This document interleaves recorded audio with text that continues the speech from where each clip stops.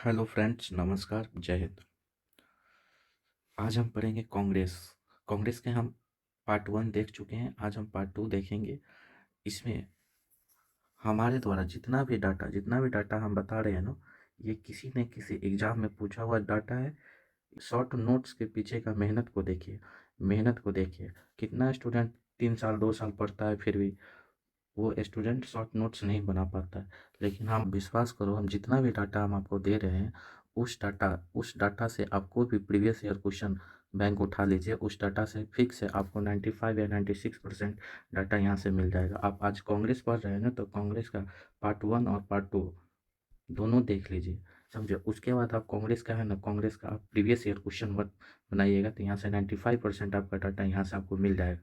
ठीक, कांग्रेस वैसे आप कांग्रेस से क्लास करिएगा ना, तो कांग्रेस का क्लास के लिए आपको 2-3 क्लास लग जाएगा। लेकिन हम आपको 20 से 25 मिनट में कांग्रेस पूरा रिकॉल करवा रहे हैं, समझे, वो भी सॉफ्ट नोट्स के माध्यम से। उस इस सॉफ्ट नोट्स को आप मत देखिए। सॉफ्ट नोट्स से है ना, तो पूरा कांग्रेस है, समझे। कल हम पढ़ चुके थे, देखिए, कांग्रेस के स्थापना पढ़ चुके थे, और 1906 तक का डाटा रिकॉल कर चुके थे, 6 तक, समझे। कांग्रेस का स्थापना कब होता है? तो कांग्रेस का स्थापना होता है 28 दिसंबर 1885 को होता है।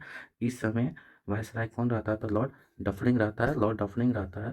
ठीक, कांग्रेस कांग्रेस का जो स्थापना होता है उस समय इसका नाम क्या रहता है? तो भारतीय राष्ट्रीय संघ रहता है। लेकिन दादा भाई नौरोजी के सुझाव पर इसको भारतीय राष्ट्रीय कांग्रेस कांग्रेस कहा जाता है। इसको भारतीय राष्ट्रीय कांग्रेस का दर्जा दिया जाता है या कहा जाता है। ठीक, कांग्रेस का 26वां अधिवेशन कब होता है? तो 1911 में होता है। कहाँ होता है? तो कोलकाता में होता है, कोलकाता में होता है। अध्यक्ष अध्यक्ष कौन थे?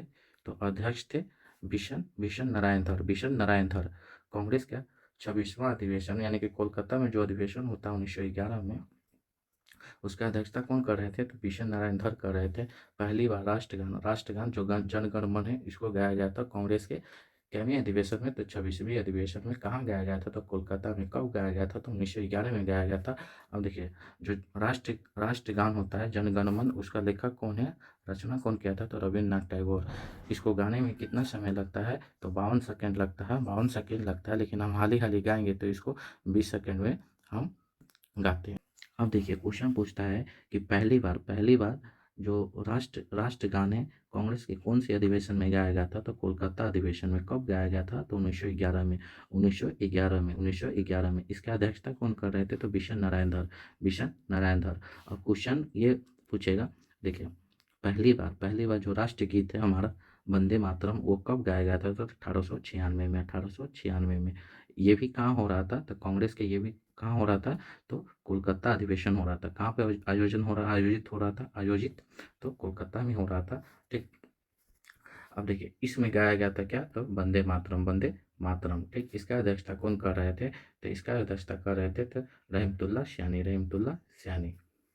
नोट कर रहा है, जो राष्ट्रगान और राष्ट्रगीत को 24 जनवरी 1950 को संविधान सभा के द्वारा क्या किया गया था? तो अपनाया गया था। संविधान सभा के द्वारा राष्ट्रगान और राष्ट्रगीत को कब अपनाया गया था? तो 24 जनवरी 1950 को। देखिए, 22 जनवरी 1947 को प्रस्तावना, जिसको हम क्या बोलते हैं? प्रेम्बल, इंग्लिश में प्रेम्बल बोलते हैं, हिंदी में मतलब उद्देश्य प्रस्ताव को क्या किया गया था? तो संविधान सभा के द्वारा अपनाया गया था। उसके बाद 22 जुलाई 1947 को जो हमारा राष्ट्रीय ध्वज तिरंगा होता है ना, तिरंगा को संविधान सभा के द्वारा कब अपनाया गया था? तो 22 जुलाई 1947 को। ये भी डाटा आप याद रखिएगा।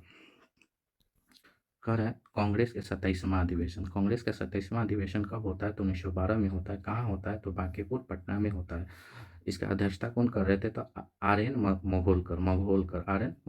ठीक, बिहार में प्रथम होने वाला अधिवेशन कौन है? तो यही 27वां अधिवेशन कब हुआ था? तो 1912 में। बिहार में जो प्रथम अधिवेशन हुआ था, कहाँ हुआ था? तो बांकीपुर पटना में हुआ था। एओ होम्स को इसमें क्या कहा गया है? तो एओ होम्स को कांग्रेस को पिता कहा गया था। बिहार में टोटल 2 गो हुआ था, लेकिन एक और जोड़ लीजिएगा तो रामगढ़ 3 गो। ठीक, लेकिन मूल रूप से 2 गो आप याद रखिएगा। उसके बाद 27 में 10 जोड़ेंगे तो 37वां अधिवेशन कब होता है? तो 1922 में होता है। तो ये कहाँ होता है? तो गया में होता है। गया में होता है। अध्यक्षता कौन कर रहे थे? तो चित्तरंजन दास। बिहार में होने वाला दूसरा अधिवेशन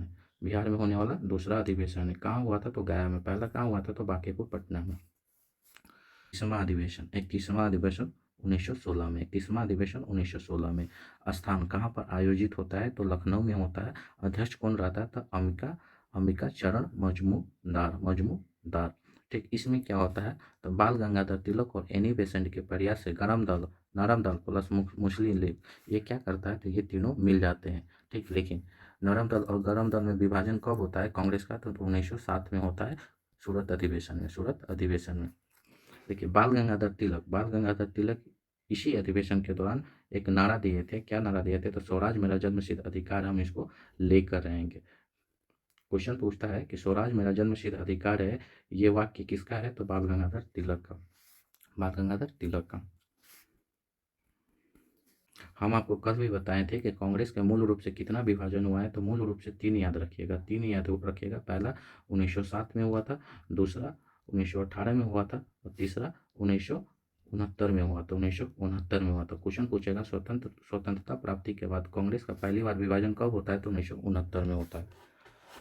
32वां अधिवेशन कब होता है? तो 1917 में होता है। कहाँ होता है? तो कोलकाता में होता है। अध्यक्ष कौन था? तो एनी बेसेंट। प्रथम महिला अध्यक्ष कौन थे? तो एनी बेसेंट। प्रथम महिला अध्यक्ष कौन था कांग्रेस का? तो एनी बेसेंट। सर्वप्रथम तिरंगा झंडा को कांग्रेस ने क्या किया था? अपनाया था। कांग्रेस ने अपनाया था कब? तो 1917 में। लेकिन संविधान सभा के द्वारा पूछेगा तो कब अपनाया गया था? तो 22 जुलाई 1947 को। 39वां अधिवेशन 1924। 39वां अधिवेशन 1924 कहाँ पर होता है? तो बेलगांव कर्नाटक में होता है। अध्यक्षता कौन कर रहे थे? तो महात्मा गांधी। एकमात्र अधिवेशन है जिसका अध्यक्षता किए थे कौन? तो महात्मा गांधी। क्वेश्चन पूछता है कि कांग्रेस का कौन सा अधिवेशन है जिसका अध्यक्षता महात्मा गांधी कर रहे थे? तो बेलगांव कर्नाटक अधिवेशन। ठीक, लेकिन क्वेश्चन पूछेगा सर्वप्रथम कांग्रेस के अधिवेशन में महात्मा गांधी कब भाग लेते हैं? तो 1901 में। इस दौरान ये कहाँ रहते हैं? तो इस दौरान ये रहते हैं कहाँ? तो दक्षिण अफ्रीका रहते हैं। दक्षिण अफ्रीका कब जाते हैं? तो 1893 में जाते हैं। और भारत कब लौटते हैं? तो 1915 में लौटते हैं। 40वां अधिवेशन कब होता है? तो 1925 में होता है। कहाँ पर होता है? तो कानपुर में होता है। कहाँ होता है? तो कानपुर में होता है। अध्यक्षता कौन कर रहे थे? तो सरोजिनी नायडू। प्रथम भारतीय महिला अध्यक्ष पूछेगा तो कौन हो जाएगा? तो सरोजिनी नायडू। क्वेश्चन पूछेगा कांग्रेस के प्रथम भारतीय महिला अध्यक्ष कौन था? तो सरोजिनी नायडू। लेकिन इसलिए पूछेगा कांग्रेस का प्रथम महिला अध्यक्ष कौन था? तो एनी बेसेंट कौन था? तो एनी बेसेंट। अब देखिए, सरोजिनी नायडू भारत के प्रथम महिला राज्यपाल कौन थी? तो सरोजिनी नायडू। राज्यपाल को सोने के पिंजरे में रहने वाली चिड़िया के समान कौन कहा था? तो सरोजनी नायडू ने ही कहा था। तो राज्यपाल जो सोने के पिंजरे में रहने वाली क्या है? तो एक चिड़िया का समान है। ठीक, भारत की कोकिला किसको कहते हैं? तो सरोजनी नायडू। भारत की कोकिला किसको कहते हैं? तो सरोजनी नायडू। कौन कहा था? तो गांधी जी। कौन कहा था इनको? तो गांधी जी। देखिए, भारत की कोकिला पूछ रहा है कौन है? तो सरोजनी नायडू। लेकिन स्वर्ण कोकिला पूछेगा तो कौन हो जाएगा? तो लता मंगेशकर। अब देखिए हमने आपको बताया था क्या कि आप जो महिला में याद रखना है क्या कि क्वेश्चन पूछेगा सर्वप्रथम महिलाओं ने कब भाग लिया था कांग्रेस के अधिवेशन में? तो ये 5वां अधिवेशन में सर्वप्रथम महिलाओं ने भाग लिया था। ठीक, भाग लिया था। अब देखिए, क्वेश्चन पूछेगा कि प्रथम महिला कौन थी जो कांग्रेस के अध्यक्षता की थी? तो एनी बेसेंट। कौन थी? तो एनी बेसेंट। कब किए थे? तो 1917 में 8 जोड़ेंगे तो क्या हो जाएगा? 1925 में जो हुआ था तो इसका अध्यक्षता कौन कर रहे थे? तो सरोजनी नायडू। क्वेश्चन पूछेगा भारत के मतलब प्रथम भारतीय महिला कौन थी जो कांग्रेस की अध्यक्षता की थी? तो सरोजनी नायडू। ठीक, उसके बाद 1925 में फिर 8 जोड़ेंगे तो कितना हो जाएगा? तो 1933 में भी एक महिला थी। महिला का नाम क्या रहता है? तो नानली सेन गुप्ता। टोटल 3 महिला का नाम आप याद रखिएगा। 42वां अधिवेशन कब होता है? तो 1929 में होता है। कब होता है? 1929 में होता है। अध्यक्ष कौन थे? तो जवाहरलाल नेहरू। कहाँ होता है? तो लाहौर। इसमें क्या हुआ था? तो पहली बार पूर्ण स्वराज का मांग किया था। लेकिन स्वराज का मांग सर्वप्रथम कब किया गया था? तो 1906 में। ठीक, किनके द्वारा किया गया था? तो दादा भाई नौरोजी किनके द्वारा किया गया था? तो दादा भाई नौरोजी के द्वारा। अब देखिए पूर्ण स्वराज की मांग, क्वेश्चन पूछता है कि पूर्ण स्वराज की मांग सर्वप्रथम कांग्रेस के किस अधिवेशन में किया गया था? तो लाहौर अधिवेशन में। कब किया गया था? तो 1929 को, 1929 को। जवाहरलाल नेहरू कांग्रेस के 2 बार अध्यक्ष बनते हैं। कब कब बनते हैं? तो पहली बार लाहौर अधिवेशन 1929 में और दूसरी बार 1937 में। 37 में जो होता है फैजपुर अधिवेशन होता है। फैजपुर कहाँ? तो महाराष्ट्र। प्रथम अधिवेशन जो गांव में होता है, गांव में होने वाला प्रथम अधिवेशन कौन है? तो फैजपुर अधिवेशन 1937 में। इसका भी अध्यक्ष कौन थे? तो जवाहरलाल नेहरू। ठीक। 45वां अधिवेशन कब होता है? तो 1931 में होता है। कहाँ पर होता है? तो कराची में होता है। अध्यक्ष कौन था? तो सरदार वल्लभ भाई पटेल। पहली बार मौलिक अधिकार का मांग, देखिए पहली बार क्या बोला, मौलिक अधिकार का मांग कब किया गया था? तो कराची अधिवेशन में किया गया था। तो कब? 1931 में। 1931 में गांधी जी को इसी अधिवेशन के द्वारा कौन सा? तो काला झंडा दिखाया गया था। देखिए 1931 में, देखिए 1931 में क्या होता है? तो दिल्ली दिल्ली समझौता होता है। इसी को क्या बोलते हैं? तो इसी को बोलते हैं गांधी इरविन समझौता। गांधी जी के द्वारा अंग्रेजों से 11 सूत्रीय मांग किया गया था, लेकिन ये क्या हुआ था? अंग्रेज द्वारा इसको ठुकरा दिया गया था। समझे? अंग्रेज द्वारा इसको ठुकरा दिया गया था। तो इसी कारण से समझे क्या किया गया था ना, गांधी जी को काला झंडा दिखाया गया था। कहाँ पर दिखाया गया था? तो कराची में दिखाया गया था। और गांधी जी ने इसी अधिवेशन के दौरान एक वाक्य बोले थे। क्या कहा था? गांधी मर सकता है लेकिन परंतु गांधीवाद नहीं। गांधी मर सकता है परंतु गांधीवाद नहीं। पूरा अधिवेशन हरिपुरा, कहाँ? तो गुजरात। गुजरात। हरिपुरा अधिवेशन कब होता था? 1938 में। अध्यक्ष कौन रहता? तो सुभाष चंद्र बोस। सुभाष चंद्र बोस।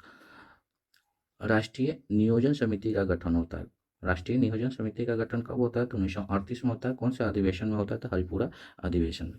त्रिपुरी अधिवेशन, त्रिपुरी कहाँ है? तो मध्य प्रदेश जबलपुर में। त्रिपुरी अधिवेशन कब होता है? तो 1939 में होता है। 1939 में होता है। इस अध्यक्ष कौन थे? तो सुभाष चंद्र बोस। सुभाष चंद्र बोस। प्रथम बार अध्यक्ष पद के लिए क्या होता है? मतदान होता है।